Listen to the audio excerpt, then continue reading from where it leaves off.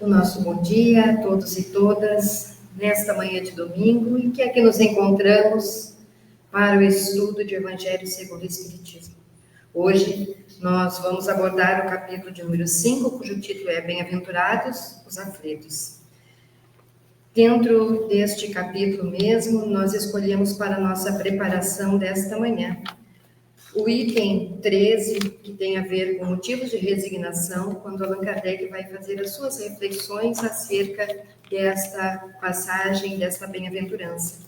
Quando ele nos diz assim: o homem pode suavizar ou aumentar o amargor de suas provas, conforme o modo por que encare a vida terrena. Tanto mais sofre ele, quanto mais longa se lhe afigura a duração do sofrimento. Ora, aquele que a encara pelo prisma da vida espiritual apanha, num golpe de vista, a vida corpórea. Ele a vê como um ponto no infinito, compreende-lhe a corteza e reconhece que esse penoso momento terá preço passado. A certeza de um próximo futuro mais ditoso o sustenta e anima. E longe de se queixar, agradece ao céu as dores que o fazem avançar. Contrariamente, para aquele que apenas vê a vida corpórea, interminável lhe parece esta, e a dor o oprime com todo o seu peso. Daquela maneira de considerar a vida, resulta ser diminuta a importância das coisas deste mundo, e sentir-se compelido o homem a moderar seus desejos, a contentar-se com a sua posição, sem invejar dos outros, a receber atenuada a impressão dos reveses e das decepções que experimente. Daí tira ele uma calma e uma resignação tão úteis à saúde do corpo quanto à da alma, ao passo que, com a inveja, o ciúme e a ambição, voluntariamente se condena à tortura e aumenta as misérias e as angústias da sua existência. Façamos então a nossa prece.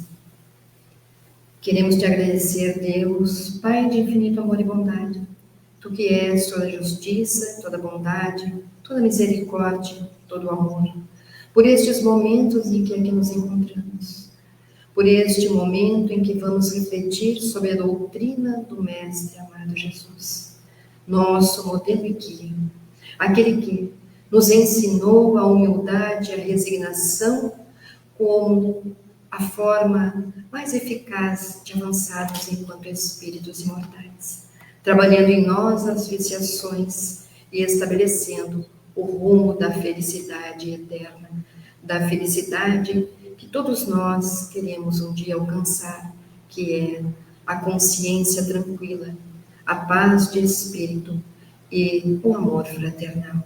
Senhor, enquanto aqui nos encontrarmos, nos proporciona que possamos abrir o nosso coração e a nossa mente para este estudo, entendendo esta bem-aventurança, este alerta que o Mestre Jesus nos traz, em especial nestes momentos tão difíceis em que o nosso planeta atravessa, para que possamos, nós outros, aqueles que comungam neste ideal espírita, possam, na forma mais fraterna, mais humana, mais caridosa, compreender a todos aqueles que conosco convivem. Dá-nos então, Senhor, esta possibilidade. E assim, pedimos licença ao mentor deste momento, ao coordenador espiritual do Evangelho segundo o Espiritismo da nossa casa, para darmos por iniciada esta manhã. Que assim seja. Nós temos então a grata satisfação de receber a nossa companheira Sandra Della Pola, que vai trabalhar conosco então o capítulo de hoje. Bem-aventurados os aflitos. Com a palavra, nossa companheira.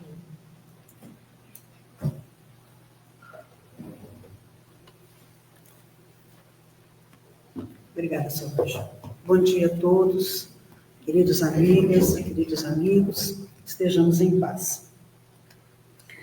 Considerando que nosso encontro de hoje é um estudo sobre o Evangelho segundo o Espiritismo, nós vamos nos permitir algumas considerações a respeito da estrutura do capítulo. É o maior capítulo da obra, ele tem 31 itens. Só de instruções dos espíritos nós temos 13 itens. Então, realmente é um capítulo cuja estrutura é bastante interessante. Se nós formos observar o próprio índice do capítulo, por ter 31 itens, eu não vou ler todos, porque realmente nós gastamos um significativo tempo somente para ler. Mas os amigos vão ver que nós temos uma relação inicial de assuntos, de temas que são tratados por Allan Kardec, que são organizados por Allan Kardec, no sentido que o texto é dele, naturalmente supervisionado pelos espíritos da codificação, mas o texto é do codificador. E depois nós temos da onde Solange leu a introdução, nosso motivo de reflexão aqui, Motivos de Resignação, é um texto de Allan Kardec. Depois nós temos Instruções dos Espíritos, onde nós temos 13 itens. Então, eu vou permitir ler apenas os itens desenvolvidos pelo codificador, onde ele diz o seguinte: justiça das aflições, porque como nós vamos considerar logo em seguida, o título Bem-aventurados os aflitos, essa bem-aventurança, ela é um tanto desagradável ao ouvido, porque está querendo dizer que bom sofrimento. E isso nos traz um certo desconforto. Quem vem permitir que nós aceitemos a fala e não consideremos Jesus um psicopata, porque só um psicopata gosta de ver os outros sofrer, né? Quem vem dar a dimensão deste homem incomparável chamado Jesus, que nos traz o seu evangelho, que nos traz a boa nova, e vem dar então um cunho de razoabilidade à fala, é de fato o Espiritismo, quando ele nos fala da justiça das aflições. Então, Kardec, no item seguinte ao texto evangélico, ele trata da justiça das aflições. Na sequência, ele vai tratar das causas atuais das aflições. Porque, se bem, evidentemente, existam causas anteriores à presente encarnação, causas que nós fizemos escolhas em anteriores existências, e são aquelas situações em que não há uma explicação. Por que eu estou passando por isso? Eu não fiz nada nesta existência para explicar essa consequência. Mas existem causas, existem situações que nós vivemos numa existência cuja explicação está na própria existência. Eu vou dar um exemplo simples. Nós, na tarde de hoje, passamos mal do aparelho digestivo, porque excedemos a quantidade de alimento agora no almoço. Isso é muito comum nas festividades, né? Essas as festividades natalinas, agora do Ano Novo, a gente come em excesso, naturalmente passa mal. Então, a causa de eu passar mal está no aqui e no agora. E Kardec faz um estudo a respeito destas causas atuais, situações do presente, desta presente existência, que nós produzimos por escolhas impensadas, e a consequência vai acontecer na própria existência. É uma consequência cujo a existência se dá muito rápido. Ele trata nesse capítulo. Mas, naturalmente, na sequência, ele vai tratar de causas que não estão nesta existência. Porque existem situações que nós passamos na nossa presente reencarnação que nós não sabemos explicar, e tudo que nós fizemos nesta encarnação, pelo menos daquilo que a gente se lembra desde a infância, não justifica. São situações que não têm uma explicação aparente. Então, Kardec vai dizer, bem, se naquela existência, você analisando a existência, não tem nenhuma explicação, naturalmente essa explicação estará em uma precedente existência. E ele chama isso de causas anteriores das aflições. Então, são 2 itens importantíssimos de serem estudados. Primeiro, para que a gente quebre essa visão, às vezes, dos reencarnacionistas, de que tudo, e absolutamente tudo que eu passo, aconteceu noutra existência. Me lembro certa feita que eu sempre conto isso. mas eu estou numa idade que já dá para contar a história mais de uma vez, né? Tem uma idade que a gente não pode fazer isso, mas depois dos 200, pode repetir, o povo não fica bravo, porque faz parte da idade. Então, uma senhora que veio certa vez conversar comigo, e ela me disse, dona Sandra, eu devo ter tomado veneno na outra encarnação. Senhora, por quê? Porque toda vez que eu almoço, janto, enfim, que eu me alimento, eu passo mal. Eu perguntei para ela, e como é que a senhora se alimenta? O que a senhora faz durante a alimentação? Eu me sento, eu arrumo a mesa, etc, e ligo a TV. Eu disse, não, senhora. Não, a senhora não necessariamente tomou veneno. A senhora está tomando veneno enquanto se alimenta. Porque imagina, ligar a televisão no noticiário e começar a comer. Não vai dar boa coisa. Porque as vibrações das más notícias nos impactam, nos entristecem. A não ser que a gente fosse uma pedra. Imagina, um ônibus caiu não sei aonde, uma avalanche subterrou várias pessoas. A gente vai ficar imune àquilo? Não, aquilo vai nos impactar. E, naturalmente, no momento da alimentação, não é o momento adequado para esse procedimento. Deixa para depois, se é que gosta desse tipo de programação. Mas, enfim, então, a explicação está aqui agora. Por outro lado, existem situações, como nós já dissemos, que não há explicações para aquilo que nós estamos vivenciando. Na sequência, ele vai tratar de um outro assunto que é muito comentado entre pessoas que começam a conhecer uma visão espiritualista da vida. Quando a gente fala para a pessoa que está iniciando este entendimento, muito bem, nós somos reencarnacionistas, o espiritismo é reencarnacionista, e muitas das situações que nós vivemos hoje foram pautadas em precedentes existências. Imediatamente a pessoa diz, e por que eu me esqueci? Se eu me lembrasse do fato, eu aceitaria a prova. Se eu me lembrasse o que eu fiz noutra existência, eu aceitaria estar vivendo essa consequência infeliz. Então, Deus errou quando criou o esquecimento do passado, diz a pessoa. Pois Deus não errou em absoluto. Por uma razão muito simples. Imagina, falando aqui friamente, a gente ter a capacidade de se lembrar na totalidade daquilo que aprontou em outra encarnação. Eu estou falando para aqueles que já têm um pouquinho mais de consciência.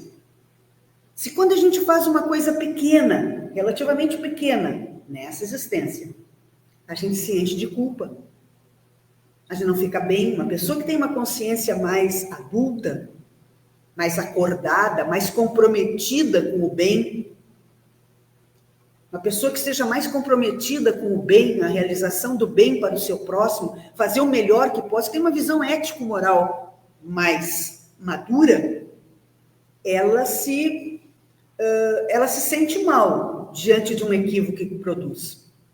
Mesmo que o equívoco não tenha sido desejado, a gente faz sem querer, mas faz. E aquilo não nos faz bem.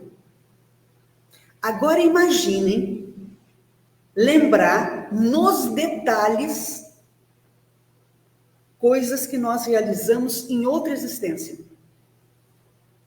Considerando que a cada vez que a gente vem um pouquinho melhor. Porque se eu já despertei a minha consciência, se eu já sou um pouquinho mais amadurecido, significa dizer que eu estou um pouquinho melhor do que na existência anterior.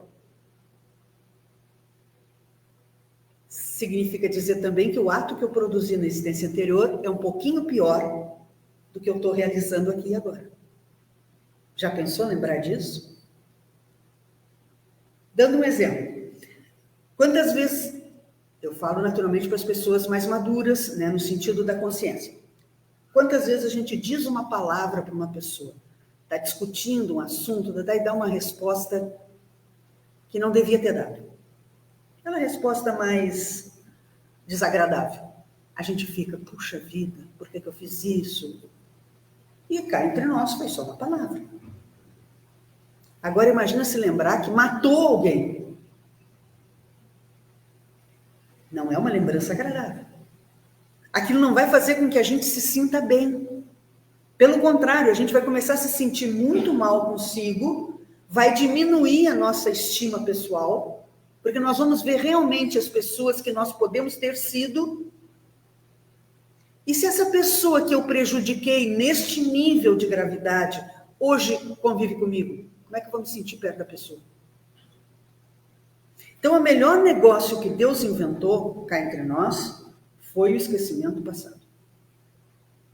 Porque ele permite esse esquecimento que eu olhe para o meu prejudicado sem me sentir culpada. E eu posso refazer o ato. Então, se antes eu o prejudiquei, hoje eu posso levar uma conduta mais sadia, uma conduta melhor.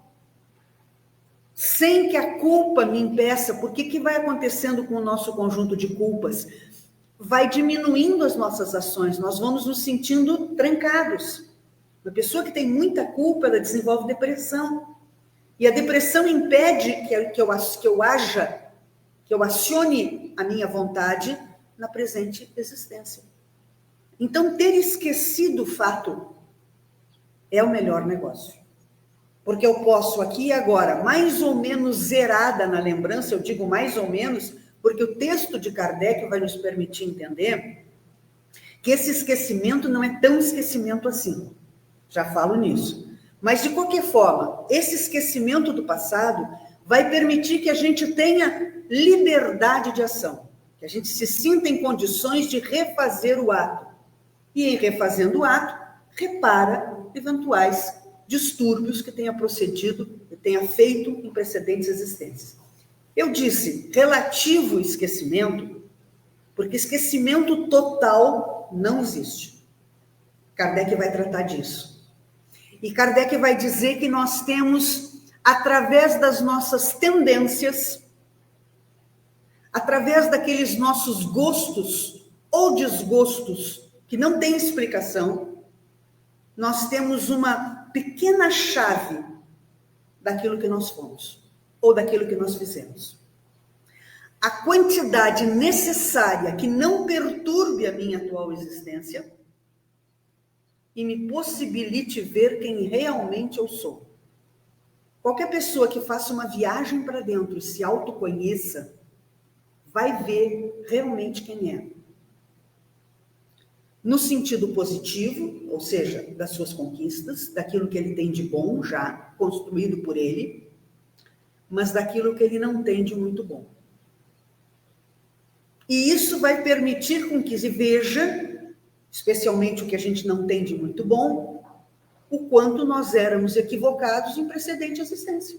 Porque se nesta eu estou comprometida com o bem, estou comprometida com a ética, eu estou comprometida com uma conduta sadia para com o meu próximo, eu não quero passar ninguém para trás, eu quero ser uma pessoa decente, eu quero ser uma pessoa justa, e em algum momento eu percebo em mim que eu tenho um viés mais assim ou mais assim, então foi de outra existência. Então, esse esquecimento do passado, ele não tolda aquela quantidade de lembrança que eu tenho que ter para realmente ver quem eu sou. Que eu não sou a pessoa melhor do mundo, que tanto quanto os outros eu tenho as minhas dificuldades morais, e assim por diante. E, finalmente, depois Kardec trata motivos de resignação, que Solange leu para nós. E, finalmente, ele encerra o seu estudo tratando do suicídio e da loucura. E ele vai dizer que, sem o conhecimento do Espiritismo, da explicação racional a respeito das leis divinas que nos fazem entender as questões da vida, é muito difícil manter uma saúde mental e prevenir-se desta vontade de se evadir da vida antecipadamente. É muito difícil. Porque realmente, por sermos espíritos imperfeitos, nós ainda estamos num planeta de expiações e provas. Significando dizer que a quantidade de mal na Terra ainda é significativa. É claro que a quantidade de amor é maior, mas a quantidade de maldade é tal que nos prejudica, Nós vivemos ainda num mundo onde a justiça não está estabelecida. Nós vivemos num mundo ainda que a fraternidade não é constante e, portanto, nós sofremos situações, vicissitudes daqui e dali, que sem uma explicação lógica fica muito difícil suportar, fica muito difícil manter a saúde mental. E por isso nós vivemos uma época de tanta depressão e de tanta ansiedade. Os pesquisadores têm apontado que daqui para o futuro, a doença que mais matará na Terra é a depressão. E é verdade. E por que ela existe nesse nível? Por N razões, evidentemente. Existem as razões de cunho médico, a dificuldade de produção de enzimas no cérebro, as ligações neuronais que estão falhando. E por que elas estão falhando? Uma das razões é porque elas foram impactadas de tal forma, antes ou depois da sua existência presente, e isso é muito ligado ao fato de que a pessoa não está entendendo as causas pelas quais ela está passando por aquilo. Como achar razoável a notícia para uma família de que seu filho recém-nascido tem uma doença terminal? Como é que essa família, esse pai e essa mãe vão manter sanidade mental? Não vão se revoltar? Me lembro certa feita, quando levei a minha mãe já paciente terminal para falar com o líder da religião que ela tinha, ela não era espírita, e depois dela relatar tudo que ela estava vivenciando, a pessoa disse a ela, é a vontade de Deus. Mas como é que pode ser a vontade de Deus? Que alguém tem uma coisa dessas, pelo amor de Deus. E onde é que está a bondade dele, então? Então, sem uma explicação razoável para as coisas que nós estamos vivendo no dia a dia, não tem como se manter sadio, não tem como não pensar, eu vou sair dessa loucura. E aí as portas do suicídio. Então, Kardec vai nos mostrar neste item que as explicações que o Espiritismo nos permite entender das coisas oportuniza que a gente viva tais coisas com saúde mental. Porque eu compreendo. Consolar não é tirar a dor de ninguém, porque ninguém tem o poder para isso. Nem mesmo Deus, porque ele criou uma lei perfeita de ação e de reação. Ele não pode estar derrogando a lei dele, porque senão ele não é perfeito. Consolar é explicar para alguém as causas do sofrimento. E isso vai gerar na pessoa uma resignação, que não é uma atitude passiva. Resignação não é deixar como está para ver como é que fica. Estou com dor de cabeça. Eu devo estar pagando o que fiz na outra existência. Não vou tomar remédio. Não. Estou enfrentando uma situação pessoal tal. Eu não vou a psicólogo, psiquiatra. Não vou, porque deve ser a vontade de Deus. Não. Eu vou fazer tudo o que eu posso para ficar melhor. Fiz o meu melhor para ficar melhor. Não é possível ficar melhor do que eu já estou? Então agora eu aceito. Isso é resignação. Resignação é uma atitude ativa, onde o indivíduo luta pelo seu bem-estar e compreende que deve haver uma explicação para aquilo que ele não pode ter naquele momento, porque se tem uma tal de vida futura, eu vou ter o que eu não tenho agora nessa vida futura. Então tá tranquilo. Eu fui ao médico, eu fiz o meu possível. Eu lutei na minha profissão para buscar condições melhores. Então eu vou aceitar o salário que eu tenho. Bom, eu fiz tudo que eu podia, eu fiz o curso, eu fiz a qualificação, eu fiz isso, fiz aquilo, não dá. Bom, então tá.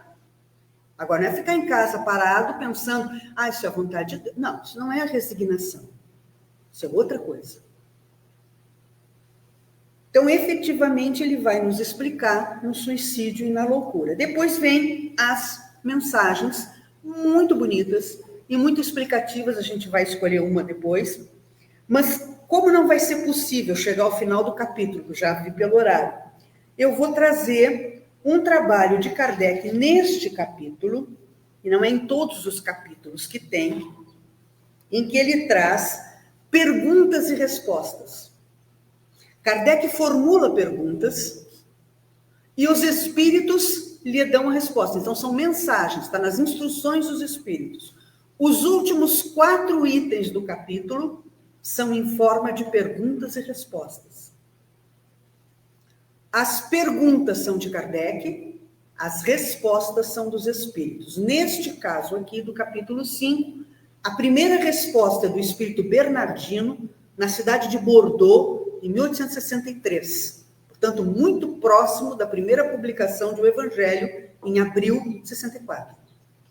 E as demais 4 respostas, porque são 4 itens, mas 5 perguntas. As demais respostas são do Espírito São Luís. A primeira pergunta, Kardec quer saber se a gente deve pôr termo às provas do seu próximo. Se a gente deve ajudar as pessoas quando as pessoas estão sofrendo. Por quê? Kardec faz essa pergunta tão óbvia. Claro que sim, claro que deve ajudar. A gente diria, mas é óbvio que tem que ajudar. Não, não é tão óbvio assim. Porque se eu seguir a linha de raciocínio literal da lei de causa e efeito, a pessoa está sofrendo o efeito que merece e o efeito que precisa. Então, não vou intervir. Poderia gerar esse pensamento nos reencarnacionistas. Kardec vai dizer exatamente isso. Olha a beleza da pergunta.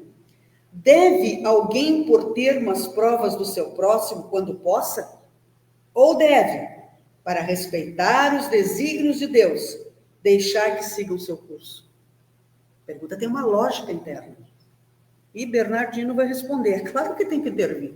Porque o que tiver que ser, vai ser. Ninguém tem o poder de ir além da vontade de Deus. Então ele diz assim, já vos temos dito e repetido muitíssimas vezes que estáis nesta terra de expiação para concluirdes as vossas provas.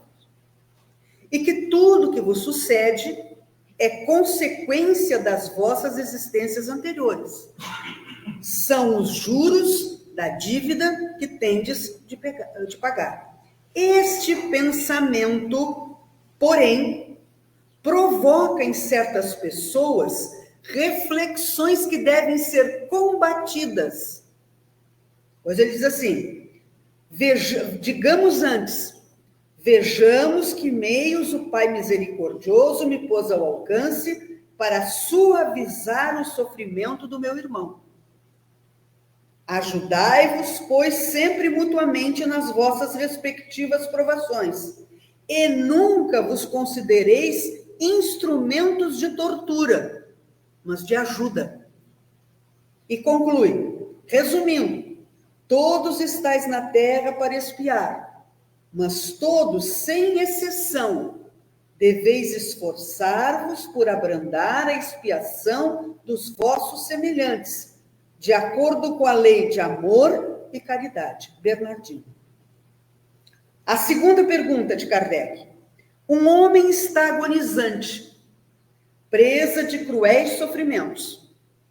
Sabe-se que seu estado é desesperador. Será lícito pouparem-se alguns instantes de angústias, apressando-se-lhe o fim? É a tal da eutanásia. É justa a eutanásia? É necessária a eutanásia? E aí o Espírito agora é São Luís que vai dizer. Quem vos daria o direito de prejulgar os desígnios de Deus? Quem é que pode realmente afirmar que é o último dia da pessoa? Não existe essa possibilidade. Pois bem, essa hora de graça que lhe é concedida, aquele período do tal do sofrimento terminal, pode ser-lhe de grande importância. Desconheceis as reflexões que seu espírito poderá fazer nas convulsões da agonia, e quantos tormentos lhe pode poupar um relâmpago de arrependimento. Então, aqueles momentos finais, muitos espíritos se arrependem das suas ações e já partem para o plano espiritual com essa conquista, com esta construção psicológica, o que já é um ganho para o despertamento no plano espiritual. Terceira pergunta: aquele que se acha desgostoso da vida, mas que não quer extingui-la por suas próprias mãos, será culpado se procurar a morte num campo de batalha com o propósito de tornar útil sua morte? Quer dizer, ele quer se matar, mas ele não quer fazer isso com as próprias mãos, ele quer dar uma maneira bonita e aparentemente útil da sua morte. Ele é culpado? O Espírito vai dizer: o verdadeiro devotamento consiste em não temer a morte quando se trata de ser útil, em afrontar o perigo, em fazer de antemão e sem pesar o sacrifício da vida se for necessário. Mas buscar a morte com premeditada intenção, expondo-se a um perigo, ainda que para prestar serviço, anula o mérito da ação. Uma coisa é ser necessária. A pessoa que é da área da saúde, um país entra em guerra, naturalmente vai ter que prestar serviço no campo de batalha. A pessoa não quer se matar, mas naturalmente pode morrer. Isso tem mérito. Agora, eu quero me matar. Na verdade, eu sou um suicida. Eu quero me matar. Mas eu não quero que fique essa aparência de que eu sou um suicida. Então, eu me coloco como alguém que está prestando um serviço. Tiro o mérito da ação. E a outra pergunta sobre o mesmo assunto é: se um homem se expõe a um perigo iminente para salvar a vida a um de seus semelhantes, sabendo de antemão que sucumbirá, pode o seu ato ser considerado suicídio? Agora é diferente. Ele não queria se matar, mas ele vê que um companheiro seu está prestes a morrer e ele se expõe ao perigo. Um exemplo típico: eu estou numa região de água, né? Numa piscina, numa praia, enfim. Uma pessoa está se afogando. E eu percebo de antemão, principalmente numa praia, que pela distância eu posso acabar sucumbindo. Mas a minha intenção é salvar meu amigo. Então, a situação é essa. Diferente da primeira. A primeira eu queria morrer. Na segunda eu não quero morrer. Eu quero apenas salvar. A intenção que eu tenho é prestar serviço. Desde que o ato não entre a intenção de buscar a morte, não há suicídio. E sim, apenas devotamento e abnegação. E, finalmente, a última questão: os que aceitam resignados os sofrimentos por submissão à vontade de Deus e tendo em vista a felicidade futura, não trabalham somente em seu próprio benefício? Poderão tornar seus sofrimentos proveitosos a outrem? Quer dizer, eu estar numa situação de sofrimento e este pesar, esta luta que eu esteja enfrentando, ela pode ou não ser útil para alguém? Responde o Espírito: podem esses sofrimentos ser de proveito para outrem, material e moralmente. Material, se pelo trabalho, pelas privações e pelos sacrifícios que tais criaturas se imponham, contribuem para o bem-estar material de seus semelhantes. Moralmente, pelo exemplo que elas oferecem de sua submissão à vontade de Deus. Esse exemplo do poder da fé espírita pode induzir os desgraçados à resignação e salvá-los do desespero e de suas consequências funestas para o futuro. Então, sim, pode ter algum efeito para o outro. Feitas essas considerações, vamos então ao capítulo em si. O que ele nos permite verificar? Começando então pelo começo do capítulo. Jesus traz-nos as bem-aventuranças dentro do Sermão da Montanha. O maior sermão que ele produziu, que ele realizou, tem um item chamado Sermão do Bem-aventuranças. Essas bem-aventuranças nos são trazidas, nós ficamos conhecendo as bem-aventuranças graças aos textos de 2 evangelistas. O primeiro evangelista é Mateus, ele nos traz mais detalhadamente as bem-aventuranças. O segundo evangelista que nos traz o Sermão do Monte, incluindo as bem-aventuranças, é Lucas. Mateus presenciou os fatos. Mateus era aquele coletor de impostos. Quando Jesus entra na coletoria e diz: Mateus Matai, vem comigo para coletar almas. Ele larga a coletoria e passa a seguir Jesus. Eu quero dizer com isso é que todos os fatos narrados por Mateus em seu evangelho foram presenciais. Ele é uma testemunha direta do fato. Ele presenciou o fato. Significa dizer que quando ele relata as bem-aventuranças, ele ouviu aquelas falas diretamente de Jesus. Ele é uma prova contundente, aliás, da presença de Jesus na Terra. Quando se fala, e a ciência arqueológica diz, que há uma invisibilidade arqueológica a respeito de Jesus, o que significa isso? Não há grandes textos trazidos pelos historiadores antigos, mais ou menos daquela época, falando em Jesus. Isso que se chama invisibilidade arqueológica. A ciência humana, ela não reproduz a presença de Jesus na Terra em detalhes, salvo uma ou outra frase em alguns historiadores do passado, Flávio Joséfo, Tácito, mas são pequenas frases.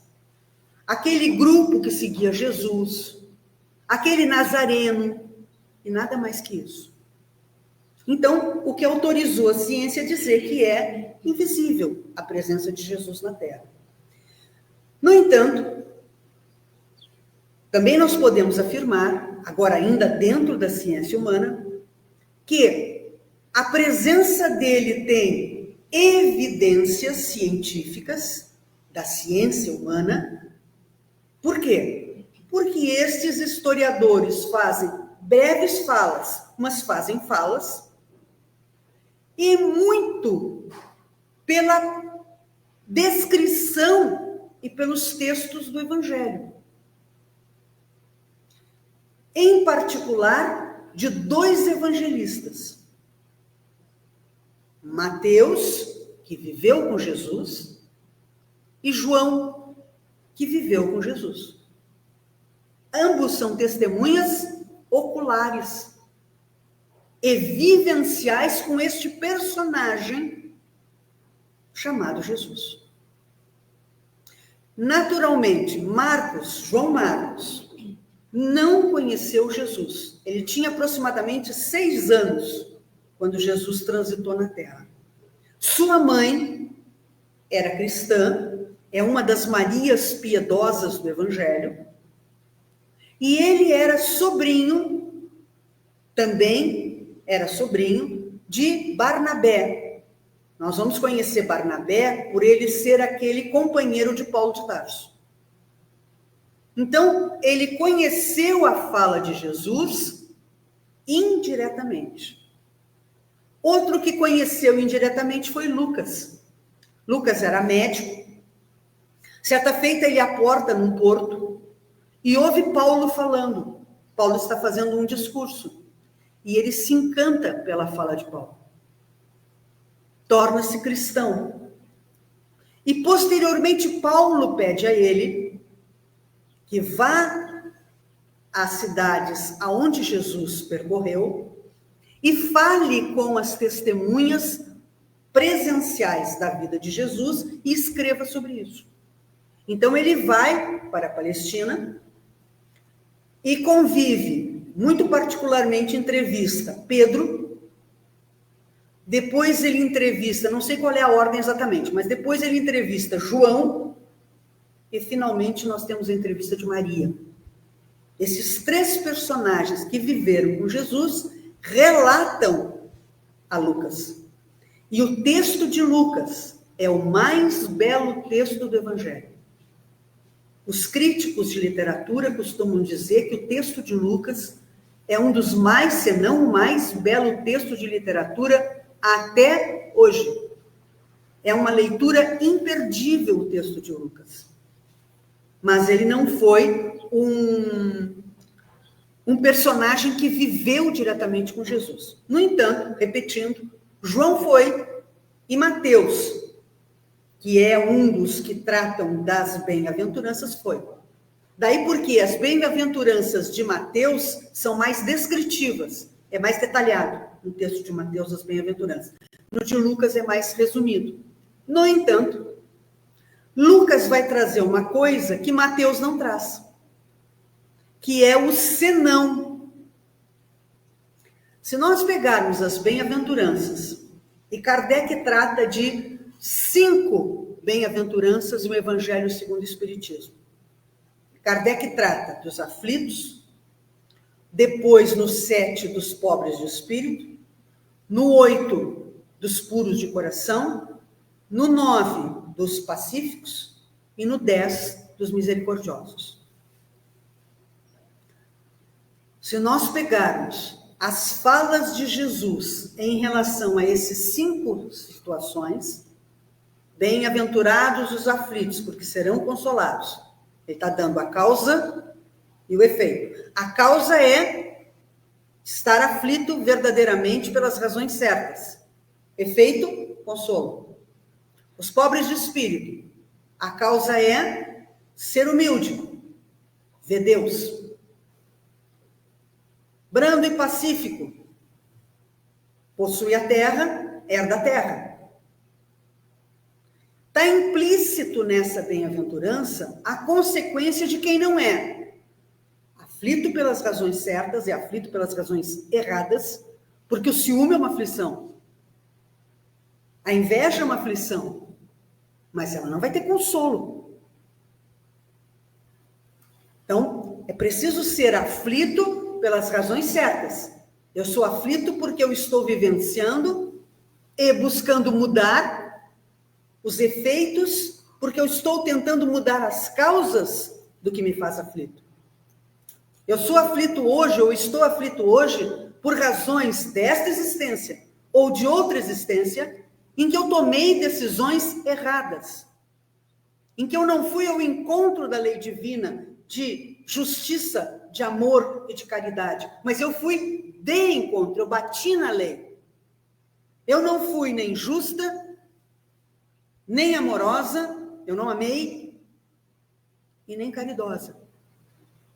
Eu não fui nenhuma dessas 3 coisas. Consequentemente, eu estou sofrendo as consequências da minha escolha. E eu, neste momento, estou passando por vicissitudes. Vai encontrar consolo? Sim. Que consolo? O consolo do entendimento de que está vivenciando os efeitos da sua má escolha e que nesta oportunidade reencarnatória pode mudar o seu destino. Isso é um consolo. Agora, se eu não for bem-aventurada, ou seja, se eu não estou produzindo o ato certo, eu continuo produzindo o ato equivocado, o que está implícito na bem-aventurança? Eu sou mal-aventurado. Porque se eu não sou humilde para ver Deus, para ganhar o reino dos céus, eu sou orgulhoso, eu vou ter o que por consequência? Se eu sou aflito pelas razões equivocadas, porque eu quero passar por cima dos outros e não consigo, isso gera aflição, mas não essa aflição não tem consolo, não tem paz de espírito. Porque o consolo de que Jesus fala é a paz interior, é estar com a consciência tranquila. Eu fiz o que eu pude, eu fiz o meu melhor. Uma pessoa que está sempre querendo passar por cima dos outros e não consegue, ela sofre porque não consegue.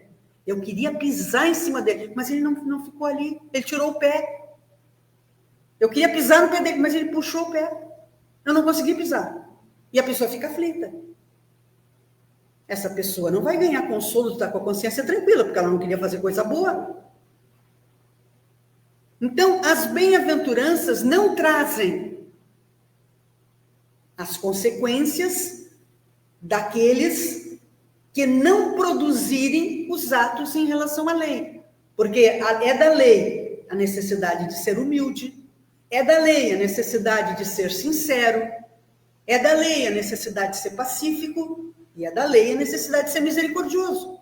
Se eu não for uma pessoa misericordiosa, se eu não tiver compaixão por ninguém, para mim tanto faz se as pessoas sofrem, se as pessoas não sofrem, eu não estou nem aí. Que paz de espírito eu vou ter?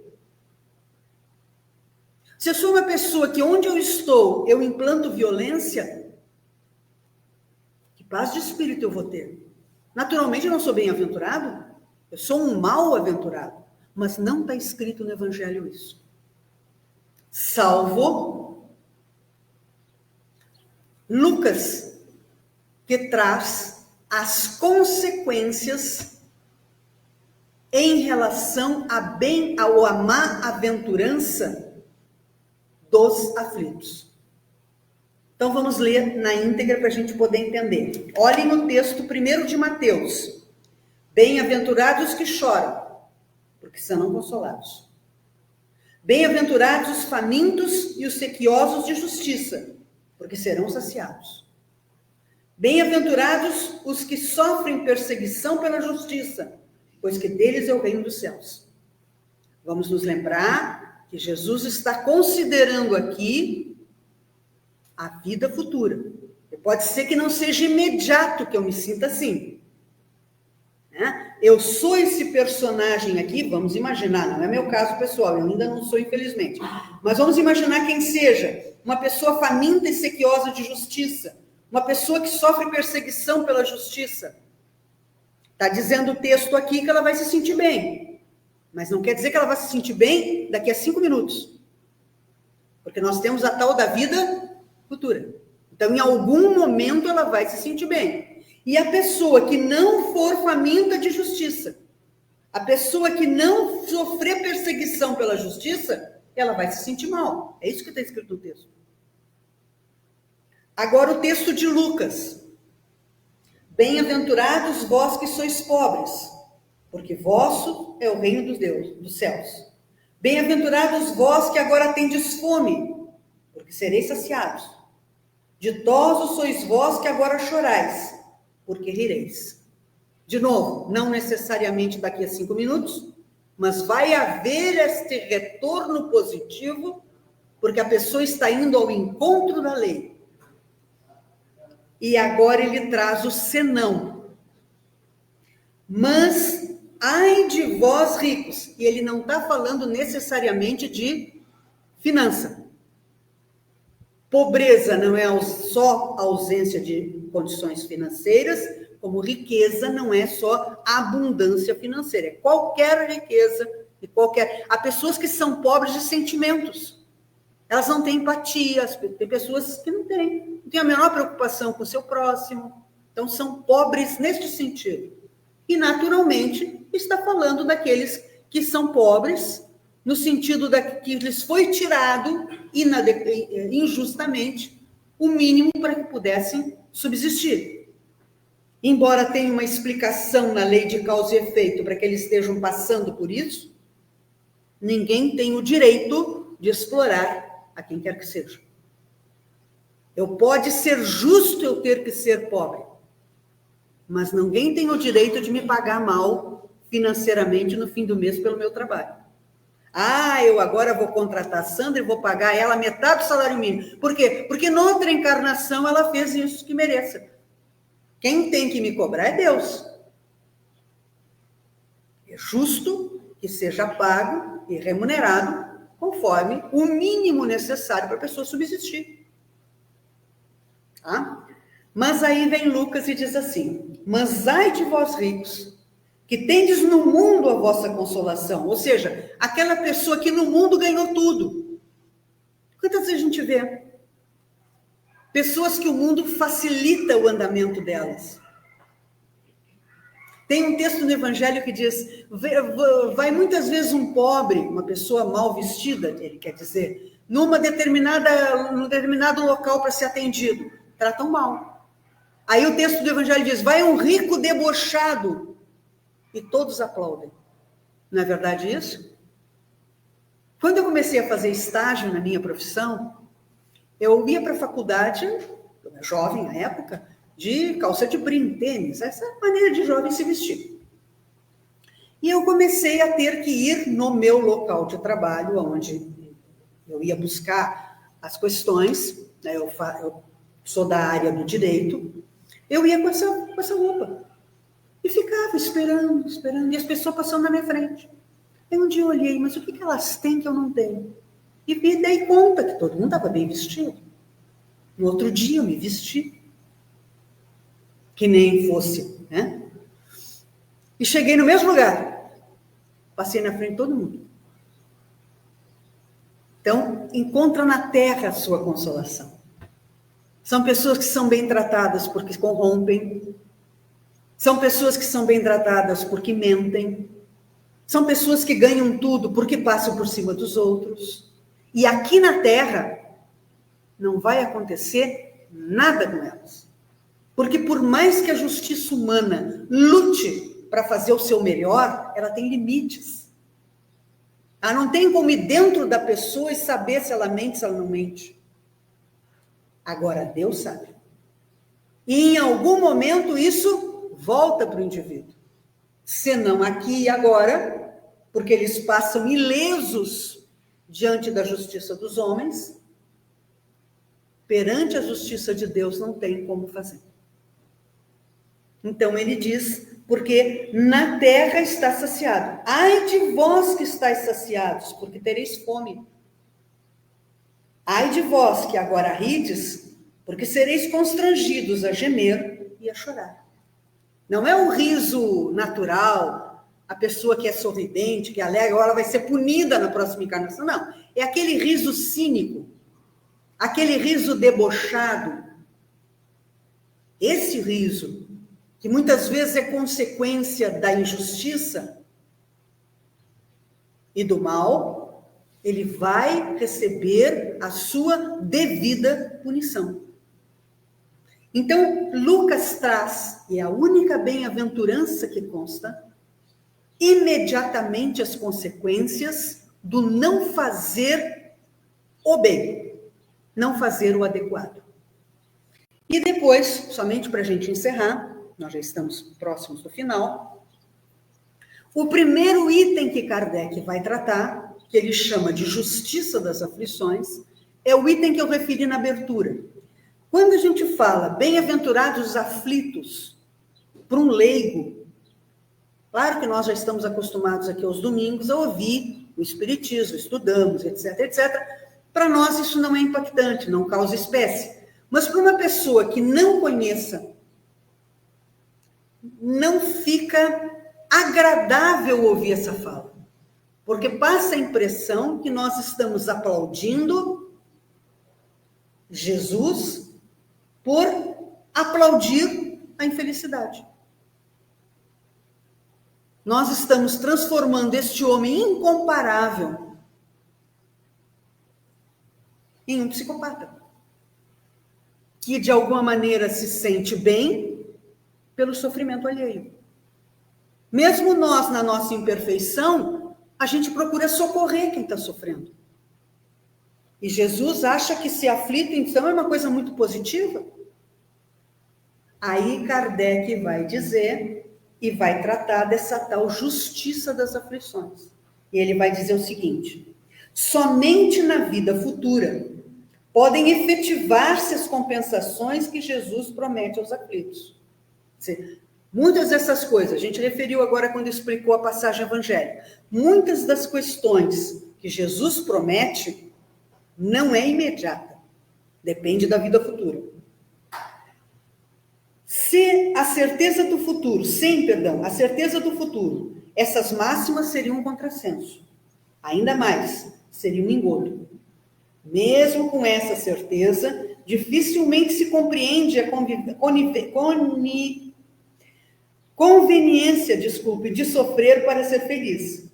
Dizem, para ter maior mérito. Mas então pergunta-se, por que sofrem uns mais do que outros?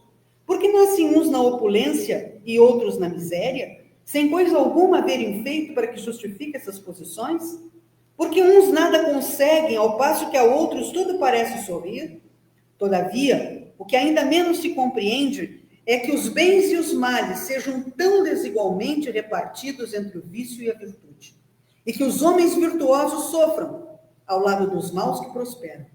A fé no futuro pode consolar e infundir paciência, mas não explica essas anomalias que parecem desmentir a justiça de Deus. Entretanto, desde que se admita a existência de Deus, ninguém o pode conceber sem o infinito das perfeições. Ele necessariamente tem todo o poder, toda a justiça, toda a bondade, sem o que não seria Deus. Se é soberanamente bom e justo, não pode agir caprichosamente nem com parcialidade. Logo, as vicissitudes da vida derivam de uma causa. E, pois, se Deus é justo, justa há de ser essa causa. Então, ele traz, efetivamente, Kardec nos traz uma visão de justiça para a aflição. Há uma explicação para essa aflição, para essa vicissitude. E é nesta explicação que reside a nossa possibilidade de serenidade interior, a nossa possibilidade de compreensão da bondade e da justiça de Deus.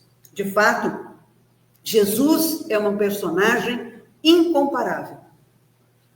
Eu particularmente gosto muito quando o grande escritor francês Ernest Renan afirma na sua obra e no discurso que ele faz na Universidade da Sorbonne, quando ele se converte, quando ele entende Jesus, porque Ernest Renan era uma pessoa sem qualquer simpatia por Jesus. Pelo contrário. E a sua irmã o provoca no sentido de que ele tem essa aversão a Jesus porque ele não o conhece. E o provoca no sentido de que ele vá aos textos originais, porque o que Ernest Renan conhecia de Jesus eram os textos publicados por religiões específicas que atendiam muitas vezes a interesses políticos e econômicos. E, portanto, interpolavam nos textos originais de acordo com seus interesses. Que ele vá ao original, aqueles textos lá de Mateus, lá no original. O texto de João no original, de Lucas e etc. E ele, então, provocado pela irmã, ele vai. Vai para as universidades, para as bibliotecas mais famosas da Europa, em busca desses textos originais. E os lê e conhece Jesus. E ele é quem vai criar essa palavra, essa designação para Jesus. É um homem incomparável, não há comparação a ele. E vai dizer no final do seu livro, realmente a história não coloca Jesus. Jesus não está na história da humanidade, porque ele é tão grande que quando ele pisou na terra, ele rachou a história, num antes e num depois. Nós temos AC antes de Cristo e DC depois de Cristo. Graças à grandiosidade dessa criatura. Ninguém que tenha contatado com ele deixa de sofrer o seu impacto, e a Terra nunca mais seria a mesma desde o seu nascimento. Ele abre mão, e este é o maior ato de amor, o mais belo ato de amor que a humanidade pode ter conhecido. Ele abre mão da excelsitude, dos benefícios das estrelas, aonde ele tinha o direito de habitar, porque já tinha feito o seu processo evolutivo. Ele abre mão para encarnar na Terra um planeta primitivo, que ele transforma na fase seguinte, mas que, de qualquer forma, é ainda um planeta de expiações e provas. Quer dizer, todos nós que estamos aqui, merecemos estar aqui. Em virtude das nossas escolhas e das nossas dificuldades, precisamos aprender a sermos pessoas de bem. E, portanto, renascemos na Terra constantemente para essas aprendizagens. vivendo as consequências das nossas próprias escolhas. Jesus não. Jesus poderia ter escolhido não vir, porque ele não devia absolutamente nada à terra ou aos seus habitantes. Mas por amor, ele vai nascer, não exatamente em 25 de dezembro, mas a ciência vai dizer que é mais próximo a abril, mas de qualquer forma ele vem. Ele nasce na terra para dizer às pessoas da oportunidade, da possibilidade de ser feliz. E mais do que isso, porque dizer ele podia ter mandado alguém, ele exemplifica o que precisa ser feito para alguém ser feliz. Que nesse início de 2025, nesse final de 2024, a gente faça uma reflexão do que ainda não conseguiu e paute para 2025 a construção de uma pessoa melhor. Muitíssimo obrigado a todos pela atenção. Fiquemos em paz.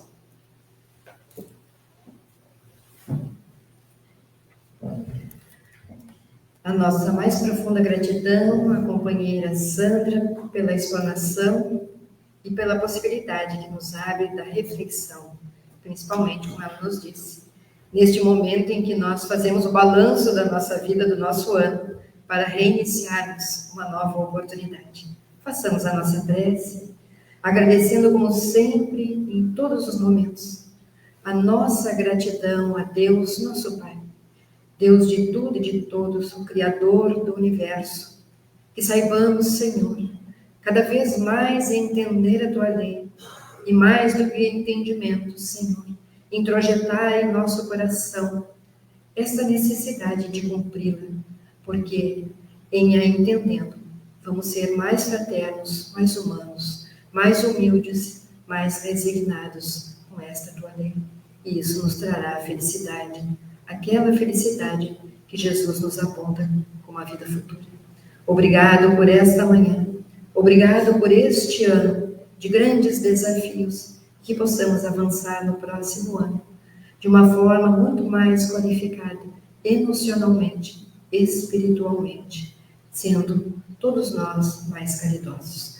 Com a permissão daquele que coordena este momento, infinitamente agradecidas, nós damos por encerrada o estudo do Evangelho segundo o Espiritismo deste domingo. Que assim seja.